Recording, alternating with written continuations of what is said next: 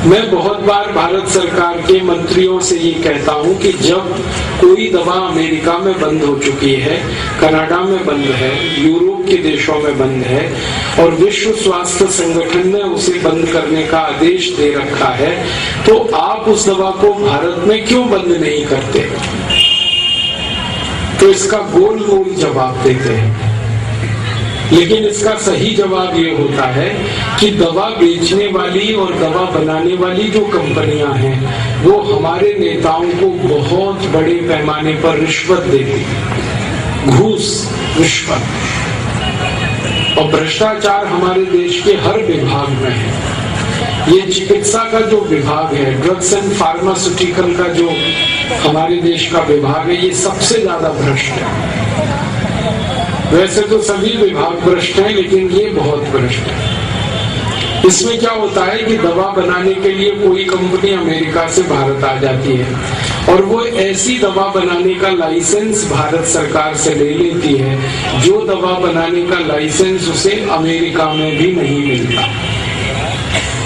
मैं आपको एक पूरा उदाहरण से बात समझाऊंगा। हमारे भारत में एक अमेरिका की कंपनी है, उसका नाम है प्रॉक्टर एंड गैम्बल। ये अमेरिकन कंपनी है। ये भारत में सबसे ज्यादा वो दवा बेचती है जो दवा अमेरिका में न बनाई जाती है न बेची जाती है। उस दवा का नाम है विक्स। विक्स नाम की दवा आप बाजार से खरीदते हैं। इस दवा को अमेरिका में बनाना और इसको बेचना दोनों जुर्म है। अगर अमेरिका में कोई डॉक्टर किसी मरीज को विक्स का प्रिस्क्रिप्शन लिख दे तो उस डॉक्टर को 14 साल की जेल हो जाती है, उसकी डिग्री छीन ली जाती है। कारण आप पूछोगे क्यों? विक्स जो है जहर है। इसे हम बार बार नाक में लगाते हैं सर्दी जुकाम के हिसाब से। आपको मालूम नहीं है ये विक्स आपको दमा कर सकती है, अस्थमा कर सकती है, ब्रोंकियल अस्थमा आपको हो सकता है विक्स बार बार लगाने से। इसलिए दुनिया भर में विश्व स्वास्थ्य संगठन ने और दुनिया भर के वैज्ञानिकों ने इस विक्स को जहर घोषित किया है। जो जहर है विक्स, वो भारत में सबसे ज्यादा बिकता है। आप रायगढ़ में किसी केमिस्ट की दुकान पर सवेरे से शाम तक खड़े होकर ये देखिए कि कौन सी दवा सबसे ज्यादा बिक रही है, तो वो एक ही दवा है, विक्स। जो दवा अमेरिका में नहीं बिक सकती वो भारत में हाईएस्ट सेलिंग मेडिसिन है, सबसे ज्यादा बिकने वाली दवा। कारण क्या है? हमारे देश की सरकार ने प्रॉक्टर एंड गैम्बल कंपनी को लाइसेंस दे रखा है विक्स बनाने का और वो धड़ल्ले से बना रही है। टेलीविजन पे रोज उसका विज्ञापन आता है, जबकि कानून के हिसाब से किसी दवा का विज्ञापन टेलीविजन में नहीं दिया जा सकता। ये कानून है। हमारे भारत में भी ये कानून है, अमेरिका में तो है ही ये कानून। सैकड़ों बार आता है और सरकार कुछ करती नहीं, क्योंकि वो सरकार ही है जो उसको लाइसेंस दे के बैठी है। और ये कैसे होता है?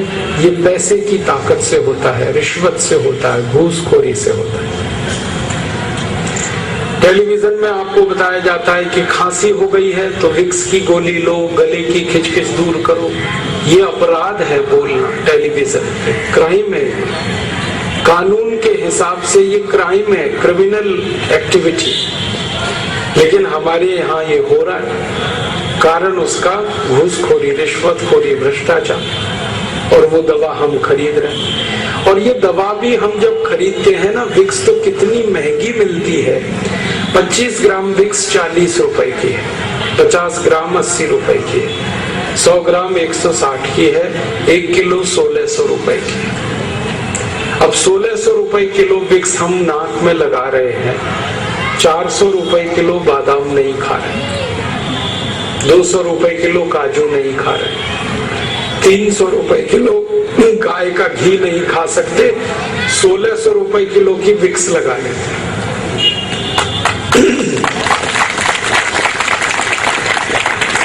आपको मालूम है ये विक्स बनती किससे है? ये बनती है पेट्रोलियम जेली से। और पेट्रोलियम जेली अगर बाजार से आप खरीदो तो 60-70 रुपए किलो में सबसे अच्छी क्वालिटी की मिल जाती है। घटिया क्वालिटी की पेट्रोलियम जेली खरीदो 15, 20, 25 रुपए किलो में मिल जाती है। तो जो दवा 50-60 रुपए किलो में बाजार में मिल रही है पेट्रोलियम जेली, उसको एक अमेरिकन कंपनी 1600 रुपए किलो में बेच रही है। ऐसी लूट मचा रखी है इस देश में। अगर आप गणित का हिसाब निकालेंगे तो विक्स की बिक्री में इस प्रॉक्टर एंड गैम्बल कंपनी को 20,000% से ज्यादा का मुनाफा है, और ये मुनाफा आपकी जेब से लूटा जा रहा है, और सरकार इस घोटाले में शामिल है। सरकार ने लाइसेंस दे रखा है, आंखें बंद कर रखी है, कंपनी लूट रही है पूरे देश को, और दवा ऐसी बेची जा रही है जो कहीं नहीं बिकती पूरी दुनिया। हम सब लोग विदेश प्रवास पे जाते रहते हैं और कई बार वहां के डॉक्टर्स और चिकित्सा विशेषज्ञों से बातें करते हैं, तो वो हैरानी से हमसे ये पूछते हैं कि भारत में ये कैसे संभव होता है कि एक पॉइजन मेडिसिन को बेचा जाता है, एक जहर दवा को बेचा जा सकता है भारत। ये हमारे यहाँ होता रहता है। और एक उदाहरण देता हूँ, एक विदेशी कंपनी हमारे यहाँ एक दवा बनाती है और बेचती है, उसका नाम है आयोडेक्स। आपने इसका विज्ञापन सुना होगा, आयोडेक्स मलिए काम पे चलिए।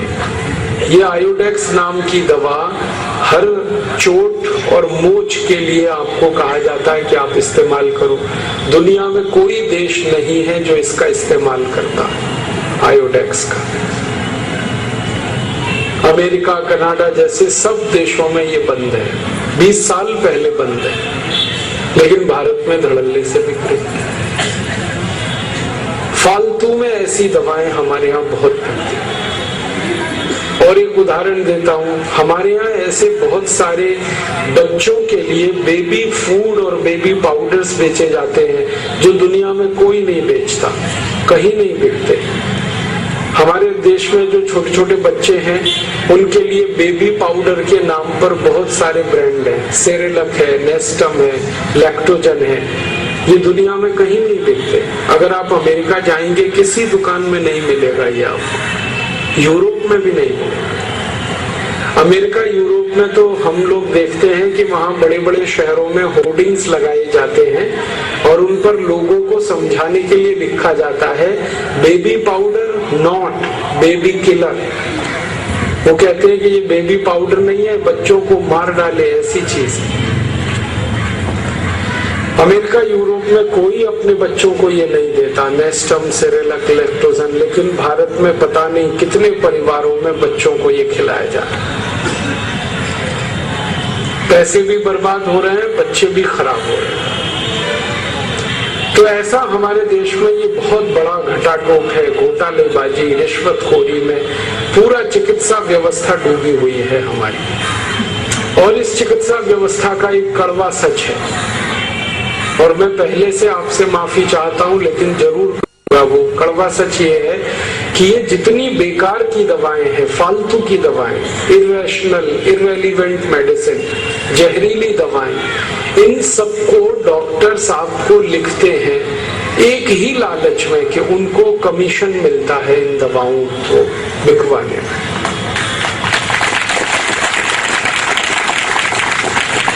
हमारे भारत के बड़े बड़े डॉक्टर्स को मैं मिलता रहता हूँ, उनकी जो प्रेस्क्रिप्शन स्लिप है वो मैं इकट्ठी करता रहता हूँ।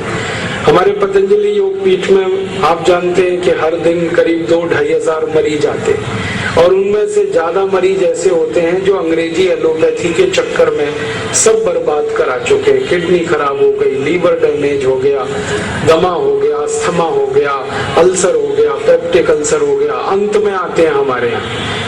तो पहले कहाँ कहाँ इलाज कराया हम उनसे पूछते हैं, तो उनके प्रेस्क्रिप्शन स्लिप में देखता हूँ, तो डॉक्टर्स की लिखी हुई ऐसी ऐसी दवाएं देखकर मैं हैरान हो जाता हूँ, जिन दवाओं को कोई भी ईमानदार और संवेदनशील डॉक्टर अपने को नहीं खिला सकता, अपने घर परिवार के लोगों को नहीं दे सकता, वो दवाएं डॉक्टर मरीजों को लिखता रहता है। और जब वो स्लिप लेके हम डॉक्टर्स को मिलते हैं और कहते हैं कि आपने ये दवा कैसे लिख दी इस मरीज को, क्योंकि इस दवा के तो 100 से ज्यादा दुष्परिणाम है, दुनिया के इतने देशों में ये बैन है, आपने कैसे लिखा इसको, तो वो डॉक्टर्स जो है ना मुस्कुरा के रह जाते हैं। और जो थोड़े हमारे नजदीकी हैं वो कहते हैं क्या बताएं भाई, कमीशन मिलता है इसमें, और कमीशन थोड़ा बहुत नहीं मिलता, 40% तक मिलता है।